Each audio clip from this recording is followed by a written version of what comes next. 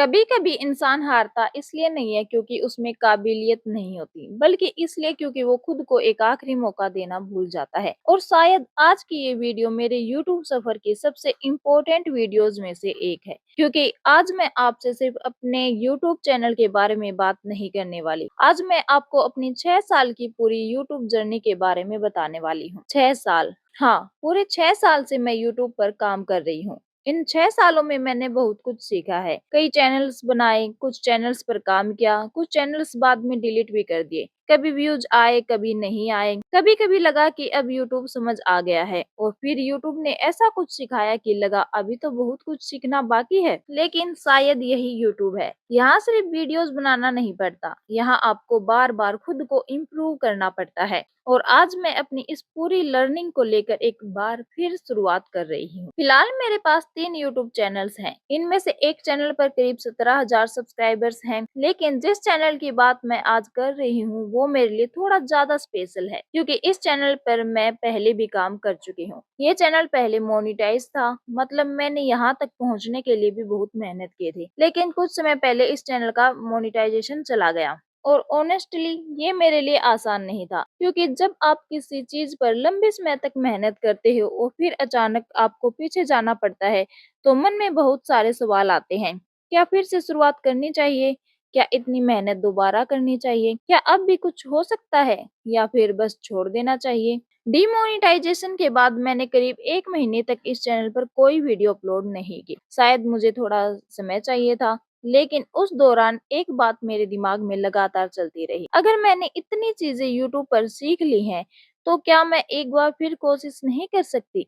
और इसी सवाल ने मुझे दोबारा वापस आने की हिम्मत दी। मैंने अपने पुराने कमेंट को देखा, बहुत सी पुरानी वीडियोस को डिलीट किया, और फिर सोचा अब अगर वापस आना है तो आधे मन से नहीं, पूरी तैयारी के साथ आना है। मैंने पिछले 6 सालों में YouTube से सिर्फ एडिटिंग या अपलोडिंग नहीं सीखी। मैंने सीखा कि ऑडियंस क्या देखना चाहती है। मैंने सीखा कि थंबनेल कितना इम्पोर्टेंट है। मैंने सीखा कि सिर्फ अच्छा कंटेंट बनाना काफी नहीं है, उसे सही तरीके से प्रेजेंट करना भी जरूरी है। मैंने टाइटल्स के बारे में सीखा, रिटेंशन के बारे में सीखा, ऑडियंस की साइकोलॉजी को समझने की कोशिश की। कौन सी चीज काम करती है, कौन सी नहीं करती, कहाँ गलती हुई है, और सबसे इम्पोर्टेंट अपनी गलतियों से सीखना। और अब मैं इन्हीं सारी लर्निंग्स को अपने इस चैनल पर अप्लाई करना चाहती हूँ। लेकिन इस बार मेरे सामने एक डेडलाइन भी है। YouTube के मोनेटाइजेशन रिक्वायरमेंट्स और आने वाले चेंजेस को लेकर मेरे मन में एक टारगेट है। मैंने अपने लिए अगले 5 महीनों का चैलेंज रखा है। इन 5 महीनों में इस चैनल को अपना 100% देने वाली हूँ। मतलब जितना मुझे पिछले 6 सालों में YouTube के बारे में सीखने को मिला है, मैं उसे पूरी ईमानदारी से इस चैनल पर इस्तेमाल करूंगी। मैं बेहतर वीडियोस बनाने की कोशिश करूंगी, बेहतर थंबनेल्स बनाऊंगी,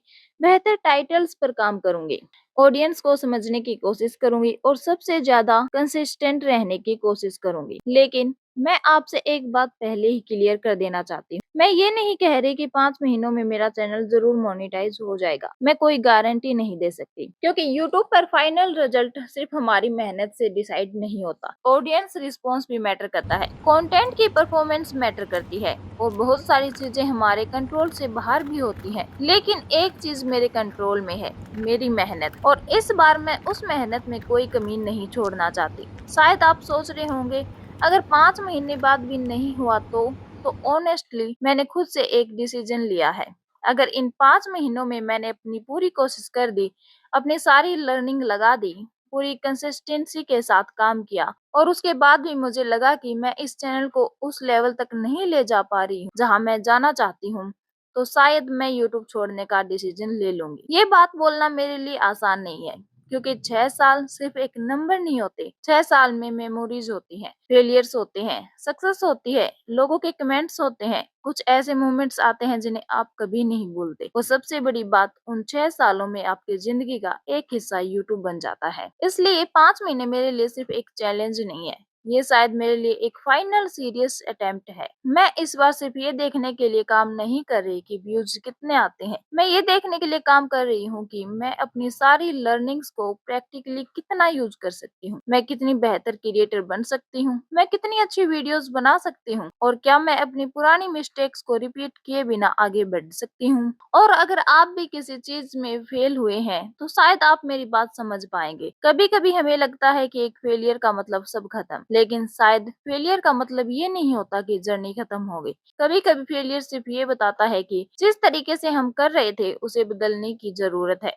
और मैंने भी ये डिसाइड किया है। मैं अपने पास्ट को लेकर बैठने के बजाय उसे सीखकर आगे बढ़ना चाहती हूँ। अभी मेरे सामने 5 महीने हैं। पता नहीं इन 5 महीनों में क्या होगा। शायद चैनल बहुत अच्छा परफॉर्म करे, शायद धीरे धीरे ग्रोथ मिले, शायद मुझे फिर से बहुत कुछ सीखना पड़े, शायद कई बार मोटिवेशन भी खत्म हो जाए। लेकिन इस बार मैं एक चीज जरूर करूंगी, बीच रास्ते में खुद को जल्दी जज नहीं करूंगी, क्योंकि मैंने सीखा है कि यूट्यूब पर हर वीडियो सक्सेसफुल नहीं होता। एक वीडियो पर कम व्यूज आए तो इसका मतलब ये नहीं कि क्रिएटर खराब है। एक वीडियो अच्छा परफॉर्म करे तो इसका मतलब ये भी नहीं कि अब हर वीडियो वैसा ही चलेगा। यूट्यूब एक लॉन्ग टर्म गेम है और मैं इस बार इसे उसी तरह खेलना चाहती हूँ। तो अगले 5 महीने मैं इस चैनल पर अपनी पूरी मेहनत देने वाली हूँ। जो कुछ मैंने 6 साल में सीखा उसे एक एक करके अप्लाई करूंगी और मैं चाहती हूँ कि आप भी इस जर्नी का हिस्सा बने। मैं आपको सिर्फ अपनी सक्सेस नहीं दिखाना चाहती, अगर कहीं गलती होगी तो वो भी शेयर करूंगी। अगर कोई वीडियो अच्छा परफॉर्म करेगा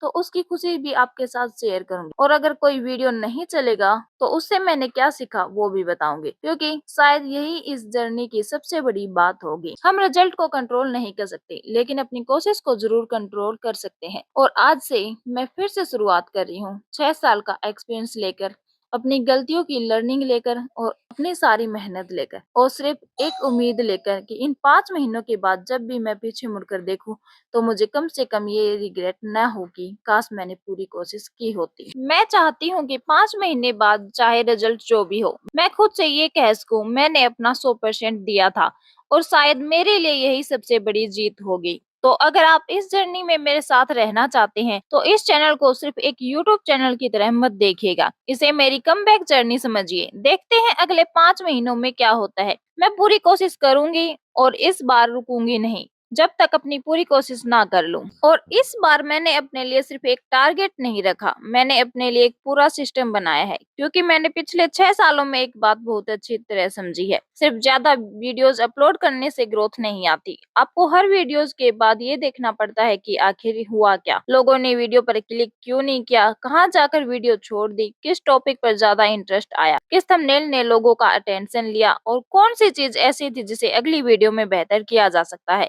इसलिए अब मैं सिर्फ अपलोड करके आगे नहीं बढ़ना चाहती, मैं हर वीडियो से कुछ ना कुछ सीखना चाहती हूँ। अगर कोई वीडियो अच्छा परफॉर्म करती है तो मैं ये समझने की कोशिश करूंगी कि उसमें ऐसा क्या था जिसने ऑडियंस को कनेक्ट किया, और अगर कोई वीडियो नहीं चलती तो उसे फेलियर मानकर छोड़ने की बजाय ये समझने की कोशिश करूंगी कि अगली बार क्या क्या बदलना है, क्योंकि शायद यही वो चीज है जो मैंने इन 6 सालों में सबसे ज्यादा सीखी है। एक खराब रिजल्ट आपकी पूरी जर्नी को डिफाइन नहीं करता, लेकिन उससे मिली लर्निंग आपकी अगली जर्नी जरूर बदल सकती है। और इस बार मैं इसी लर्निंग को लेकर आगे बढ़ने वाली हूँ। अब मैं आपसे एक सवाल पूछना चाहती हूँ, अगर आप मेरी जगह होते तो क्या आप इन 5 महीनों में अपनी पूरी ताकत लगाकर एक आखिरी कोशिश करते, या फिर इतने सालों के बाद यूट्यूब छोड़ने का फैसला लेते? सच सच बताइएगा, मैं आपके हर कमेंट को पढ़ूंगी। और अगर आपको लगता है कि मुझे ये 5 महीने पूरी मेहनत के साथ देने चाहिए तो कमेंट में सिर्फ डोंट गिव अप लिख देना।